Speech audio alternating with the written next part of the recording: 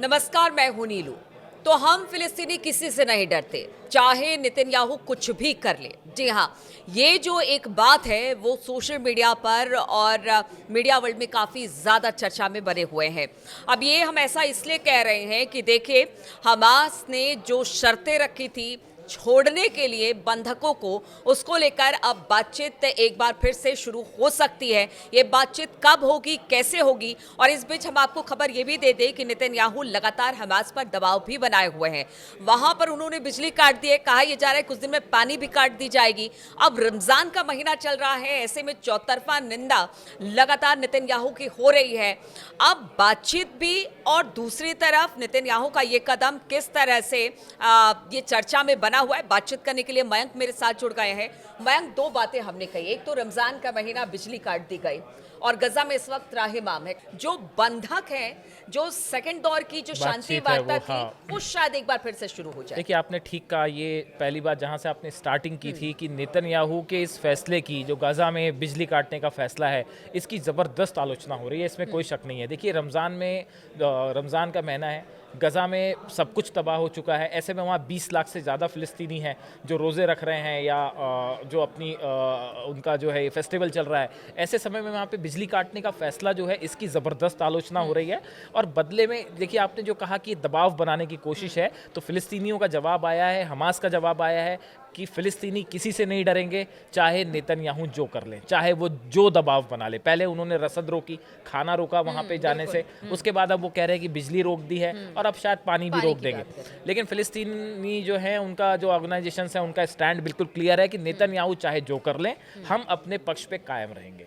पहली बात। दूसरी बात जो है, आपने ये जो सेकेंड राउंड की जो बातचीत वाली बात निकल के आई, देखिए, जब पहले दौर की बातचीत खत्म हुई 1 मार्च को, जो सीज फायर जो खत्म हुआ, उसके बाद जब सीज फायर आगे बढ़ाने की बात थी, तो उसमें हमास शुरू से ये चाहता था कि सेकेंड दौर की बातचीत होनी चाहिए। हाँ। लेकिन नेतन्याहू इसके लिए राजी नहीं थे।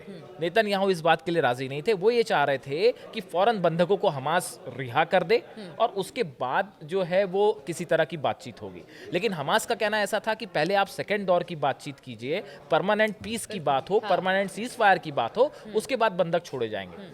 नेतन्याहू अपने पक्ष पे अड़े रहे। ट्रंप धमकी देते रहे कि भाई जो है वो हमास के किसी को, हम एक भी हमास का सदस्य नहीं बचेगा। लेकिन फ़िलिस्तीनी ऑर्गेनाइजेशन जो है वो अपने पक्ष पे डटे रहे।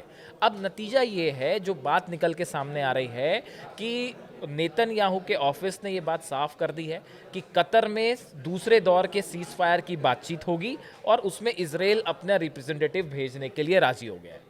एक प्रकार से ये जो है, ये नेतन्याहू के लिए बड़ा झटका माना जा रहा है। उसकी वजह ये है कि नेतन्याहू जो करवाना चाह रहे थे हमास से, या बंधकों को फौरन रिहा करने का दबाव बनाना चाह रहे थे, वो यहाँ होता दिखाई नहीं दे रहा है। इसकी दो बड़ी वजह मानी जा रही है। पहला देखिए, एक तो चीन के विदेश मंत्री की तरफ से अभी 2 दिन पहले ये कहा गया कि फ़िलिस्तीन जो है, वो गाज़ा जो है वो फ़िलिस्तीनियों का है, उन्हें वहाँ से नहीं हटाया जाएगा। वैसे ही रूस ने भी इस बात का समर्थन कर दिया, फ़िलिस्तीनियों का समर्थन कर दिया है। और अरब देश तो साथ हैं ही। लेकिन एक बड़ा डेवलपमेंट ये भी रहा कि जर्मनी, इटली, ब्रिटेन और फ्रांस, इनकी तरफ से भी इस तरह के बयान सामने आ रहे हैं कि फिलिस्तीनियों को गाजा से नहीं हटाया जाना चाहिए। उन्होंने भी ट्रंप के ना करने की बात कही। ट्रंप के उन्होंने जो प्रस्ताव था उसको रिजेक्ट कर दिया, नकार दिया। तो देखिए, ये जो सब घटनाक्रम हुए, इसके बाद नेतन्याहू इस बात के लिए तैयार हुए हैं कि बंधकों को छोड़ने का और कोई रास्ता नहीं है, तो वो सेकेंड दौर की बातचीत के लिए राजी हुए हैं। ये बहुत बड़ी जीत है हमास की एक प्रकार से। लेकिन एक बात और है, क्योंकि देखिए अभी भी 59 शायद मेरे ख्याल से बंधक हैं जिसको छोड़ने की बात हो रही है।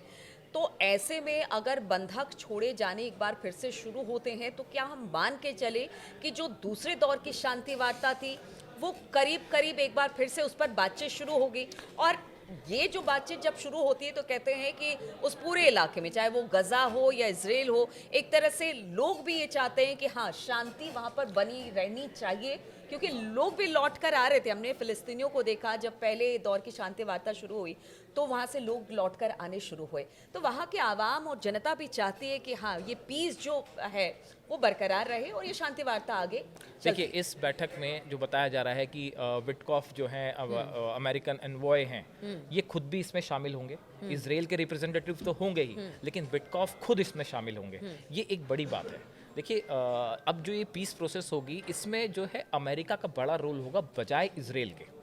तो इसलिए नेतन्याहू के ऊपर ये दबाव है अमेरिका की ओर से कि आपको इस चर्चा में शामिल होना है और सेकेंड दौर की जो है सीज फायर कैसे आगे बढ़े उसका एक प्लान तैयार करना है। तो देखिए, हमास और जो फिलिस्तीनी संगठन है, इनका मुख्य एम ये है कि यहाँ पे एक परमानेंट सीज फायर हो, एक परमानेंट शांति हो, जिसको कम से कम अचीव किया जाए। उसके बाद बंधकों की रिहाई का जो प्लान तैयार होता है उसको आगे बढ़ाया लेकिन जाए। नेतन्याहू के रुख से ऐसा लगता है बयान कि चलिए ठीक है, चूंकि एक कह लीजिए एक बाध्यता है, चूंकि उनके लोग हमास के पास है, इसलिए बार बार वो शांति वार्ता के लिए आगे बढ़ते हैं।